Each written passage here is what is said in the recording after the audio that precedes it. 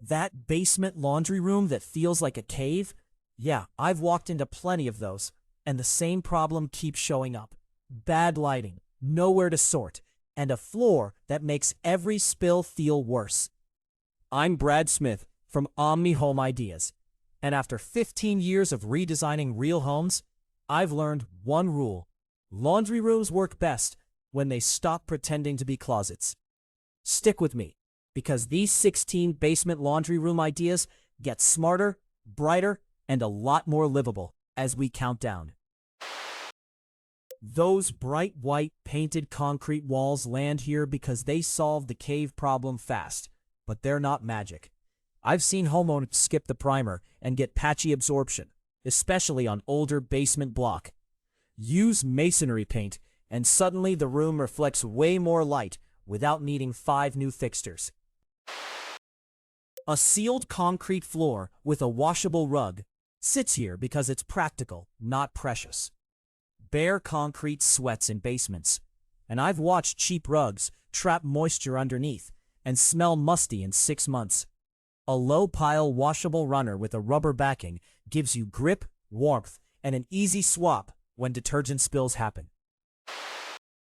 Floating shelves above the washer and dryer are handy, but they rank here because they only work if you keep them shallow and sturdy.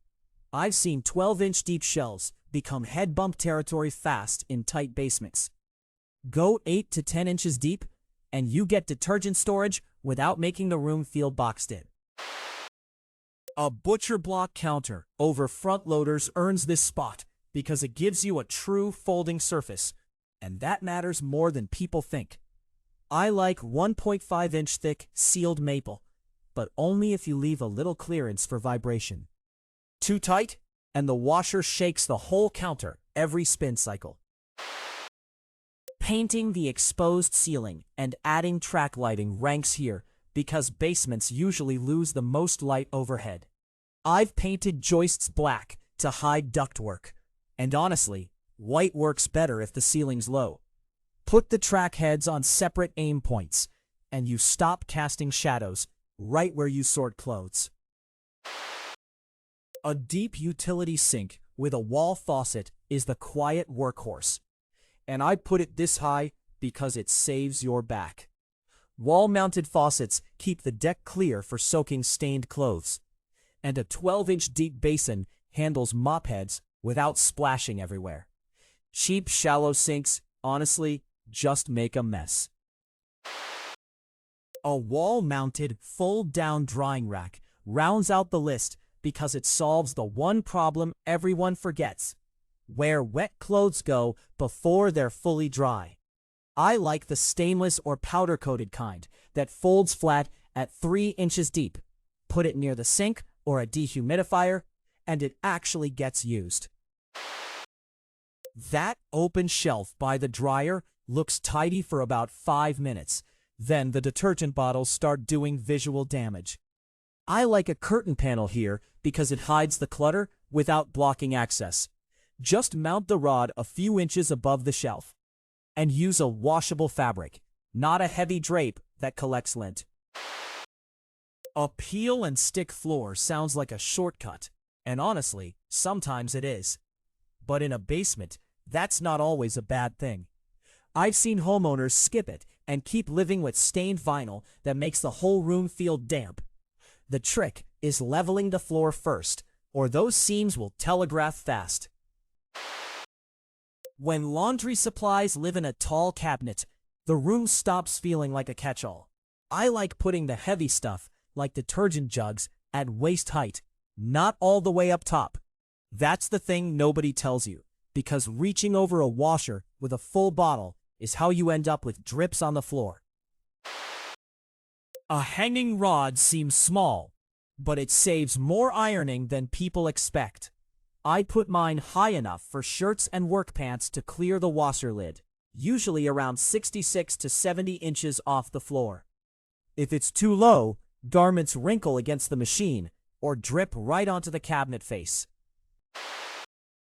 Rolling sorter bins are great until they're too tall and you can't get them under the counter. I've measured a lot of these, And you want at least 1 to 2 inches of breathing room so the handles don't scrape. It sounds picky, but that little gap makes loading and unloading feel easy. A pegboard wall is where a laundry room starts acting like a real work zone. I like it because the tools stay visible, which means you actually put them back. The catch is spacing though. If you hang the board too close to the machines, long-handled brushes bang every time the spin cycle kicks on. A bold accent wall behind the machines does more than look good. In a basement, it gives your eye something to land on, which matters when the rest of the room is all utility. I've had the best luck with scrubbable paint or even peel and stick panels, because lint and moisture are real down here. That little understairs nook can actually work hard, but only if you respect the slope. I've seen people cram in full-depth cabinets, then the washer door won't swing cleanly. Keep shelves shallow, about 10 to 12 inches, and leave one open zone for baskets, detergent, and a folding tray. In a windowless basement, lighting isn't decoration, it's the whole job. I always layer it: overhead cans for general light, a strip under shelves for the folding zone, and a brighter task light over the sink, if there is one. One lonely bulb makes every sock look gray, and nobody wants that. A good basement laundry room doesn't need to be fancy. It just needs to feel bright, organized, and easy to use every week without fighting the space. If one of these ideas fits your home, hit like, subscribe for more real-world design ideas, and visit omnihomeideas.com for more layouts, storage tips, and room-by-room inspiration. Brad Smith here, and I'll say it straight. The best rooms are the ones that make everyday chores feel a little less annoying.